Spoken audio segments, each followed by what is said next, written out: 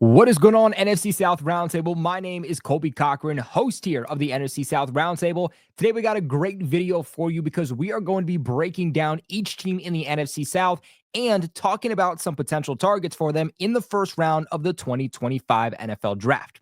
Today's video is brought to you by BetUS. We'll talk to you a little bit later how you can get an exclusive deal from them. But without further ado, let's just hop into today's video. Now, starting off here with the Carolina Panthers, I think that everybody's expecting them to go the defensive route, and that is probably some of their biggest needs. But I am someone who believes that they should build around that offense. One of the biggest investments that you made was trading that first overall pick ultimately to select quarterback Bryce Young. Now, we thought that he was a bust, but when you finally benched him this past season for a few weeks, he started to come around and he looked like a guy that you could start building your franchise around. Like, he was actually worth the first overall pick.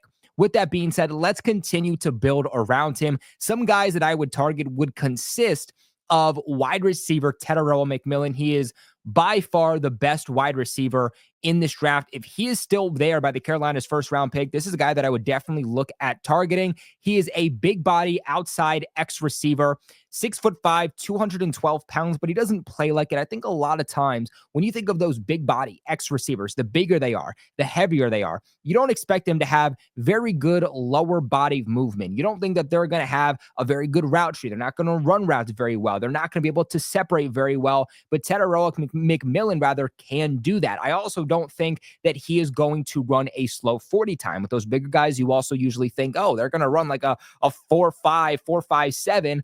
Tetairoa McMillan is projected to run somewhere in the 4.4. So a really good combination of not just his size, but also has relatively good speed for his size. Drop rate is about 7.7%. That does worry me a little bit. I'm not overly concerned. It doesn't seem like that's been a big issue for him in the past.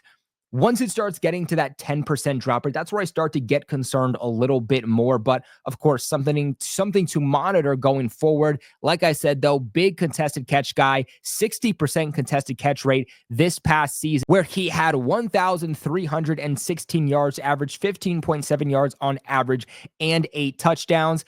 If the Panthers are looking for their new franchise wide receiver, a guy that can really make that one-on-one connection with Bryce Young, I think that Tetairoa McMillan could definitely be that guy. Now, we are also going that pass catching route yet again, but not necessarily with wide receiver. Now we're looking at tight end, arguably a bigger position of need for the Carolina Panthers on the offensive side of the football. Tyler Warren is arguably, I shouldn't say. I mean, we saw Brock Bowers come out last year, but one of the best tight ends we've seen probably since Rob Gronkowski. This is going to be a true do-it-all tight end. He can block. He can pass catch. It's also going to help your offensive line because that ability of him being able to stay in and block. He's going to be someone that really doesn't have to come off the field all that often, has a really nice combination of size too at 6'6", 261 pounds.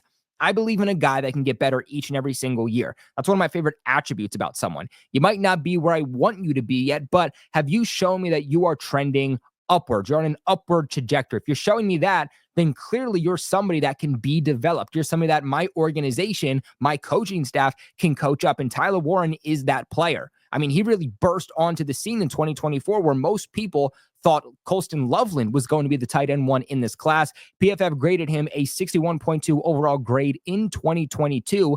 That rose up to 70.3 in 2023. And then this past season, all the way up to 91.3, where he had 1,230 yards, 11.8 yards on average, and 8 touchdowns. Now, if they did want to go the defensive route, they could go with a guy like Mason Graham. He might be there by their pick. He might not be. He is the projected and far away the number one guy in the interior of the defensive line in this class. He falls under that category, like I just mentioned, with Tyler Warren, on your ability to get better every single year. You're on an upward trajectory. You're not stagnant. You're not going downhill. He got better each and every single year with Michigan. I also like those players that play at a high competitive college, but a really good combination between his ability to get to the quarterback, but also be able to stop the run, an interior defensive lineman that can stay on the field. I think that there's a lot of value with having an interior defensive lineman, especially multiple interior defensive linemen that can get to the quarterback, because it's one thing to have good edge rushers, collapse the pocket from the outside, but Even then, even if those edge rushers are doing their job and they're winning, if there's not guys in the interior of that defensive line, then quarterbacks can step up into the pocket and still make a throw, avoid the pressure. When the pocket collapses from the interior, it makes it a lot more difficult to still make a play or get out of that pressure. So Mason Graham, from a defensive standpoint, if that's the route they want to go, is someone that I would target. I know you need help at defensive back. I wouldn't worry about that necessarily in the first round. There's some really good cornerbacks, but I would rather go the offensive route. I'd rather go Mason Graham and then look at the veteran route tree in free agency when it comes to corner, because there's supposed to be some really good corners in free agency. Now, moving on to the Saints here, ironically, you could put every single player I just listed for the Panthers and also include them for the Saints. I do feel like the Saints are the type of team that is poised to trade down. Negative $50 million in cap space, that's expected to lead the NFL in negative cap space. Yet again, I think you guys are going to heavily address this team by the draft. And obviously looking at Kellen Moore, your head coach, he's an offensive-minded head coach. I think he's going to want to start building up the offensive side of the football. Both sides really need work. You're in a multi-year rebuild if you are a Saints fan. I'm looking at wide receiver, though, and I think that you could use some help. You got Chris Olave, but Chris Olave has been dealing with concussion after concussion after concussion. The best ability in not just football, but all of sports is availability. And I think you need a guy even opposite of Chris Olave. So again, you could look at a guy like Tetairoa McMillan if he does fall. If he doesn't, a guy that I'm really high on would be someone like Emeka Egbuka. Now, Luther Burden in a lot of people's boards is number 2, but I really, really like Egbuka. Coming out of Ohio State just always produces those high volume, high end wide receivers just time after time after time. If it ain't broke, don't fix it. Maybe this is a hot take, but it wouldn't surprise me if down the road, when it's all said and done, we look back on this draft class and we say the best wide receiver to come out was not Tetairoa McMillan, but it was actually Emeka Egbuka. Now, he is trying to pull up his size here, but he's 6'1", 205 pounds. Somebody that can play on the outside, somebody that can play on the inside, has that versatility. Very good contested catch rate, 59.1%. Very good against press man coverage too. Had an overall grade of 80.9 against press man coverage. Really good when it came to his yards per route run too. I mean, 2.51 yards per route run with only a 5.8% drop rate. Very sure-handed wide receiver. You just need playmakers, right? You're trying to figure out who your future is going to be at quarterback. You have your future at running back with Alvin Kamara. Maybe this isn't the class to go and get your future quarterback, but next year is. So start building up that offense around him so when you do draft that rookie, he comes into a situation that he can start to thrive in. I think that this is a very good defensive-minded draft class. So I would say early on, go get that offensive piece. And as the draft continues, that's where you get your defensive side of the football. Before we continue on today's video, though, want to give a massive shout out to the sponsor of this video over at BetUS. Right now, when you guys sign up and use the code you see on the screen, YouTube150, that is YouTube150, you will lock yourselves into a limited time exclusive offer of a 150% sign-up bonus on your first deposit, followed by $125 on your next 2, all the way up to $2,000. That is a deal on your first 3 deposits right now. Now, you might be saying there's quite literally no football to bet on until the start of 2025, and you would not be wrong. But BetUS, they have the best betting variety in the business. So you can also bet on NFL futures right now, like where are the top free agents going to land in free agency in less than a month. You can also bet on the NFL draft, the first overall pick. Who's going to go first? Is Travis Hunter going to be a cornerback or a wide receiver at the next level? These are just some of the things that you can bet on, along, of course, with betting on the NBA, baseball, hockey, horse racing, fighting, politics, entertainment, you name it, they have it. And the deal doesn't stop there because they're also giving you 10% back on your net losses 2 times a year. But play smart, play responsible, never bet more than you can afford to lose, but a massive shout out to BetUS. Now moving on to the Atlanta Falcons. Now, one guy that for me is under the radar, well, at least under the radar for me, I haven't really heard a lot of people talking about him going to the Falcons, would be somebody like Malachi Starks. You tried to pick up a couple of veteran free agents right before the start of 2024, one of which was Justin Simmons. He made some plays, but he was wildly inconsistent. I think he showed exactly why he was a free agent as late as he was. Get that guy in the secondary, deep into the secondary to prevent some of those big plays. I think having a true safety will help with some of the inconsistencies from that Falcons defense that we saw this past season. Malachi Starks is 6'1", 205 pounds. He's also a very versatile defensive back. I mean, this is a guy that can play in the slot. This is a guy that can play corner if you need be. This is a guy that can play the box. This guy that can also play deep. And that's mainly what he is a free safety, a deep safety. So I think he would fill that role perfectly for you.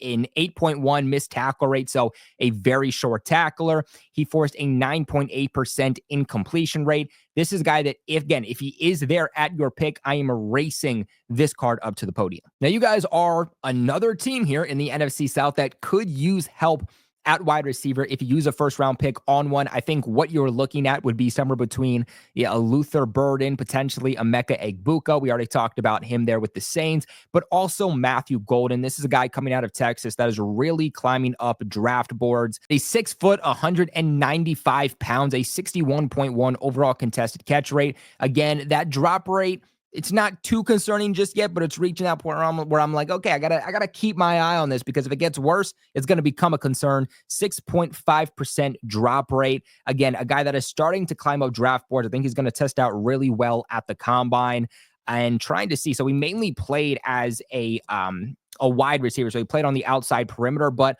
also played, 118 snaps this past season in the slot. So someone you can use as a versatile chess piece if need be. One of my favorite guys in this entire draft class that I don't think gets enough love would be Mike Green, the edge rusher out of Marshall. Had a pretty good Senior Bowl. Day one didn't perform up to the expectations, at least my expectations. I was actually there at the Senior Bowl watching and getting interviews on behalf of Roundtable Sports. Day two, Mike Green performed so well that he didn't have to practice on day three. He didn't even practice in the game to end practice two on day two.